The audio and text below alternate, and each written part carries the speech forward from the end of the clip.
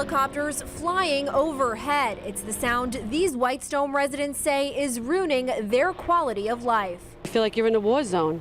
I have things rattling in my house. It's crazy, and I'm petrified that one of them one day is going to land in my yard. In 2012, the Federal Aviation Administration mandated helicopter tour operators to travel along the North Shore between New York and the East End of Long Island. Although it's been an issue in Whitestone for years, many residents say this summer it's gotten worse. Sometimes every 30 seconds, sometimes they come in twos and threes, and you can hear one flying over right now. Resident Daniel Aronoff is so fed up, he created a website where neighbors can file helicopter complaints. It's called airnoisereport.com. He says in about 2 months, it's received more than 1,700 complaints. There's no governing agency that collects the complaints related to helicopter noise over Whitestone. So I felt like there was a gap in governance and tracking of the issue that these were causing. Now, once the complaints are filed on the website, the information goes directly to local elected officials, including State Senator Tony Avella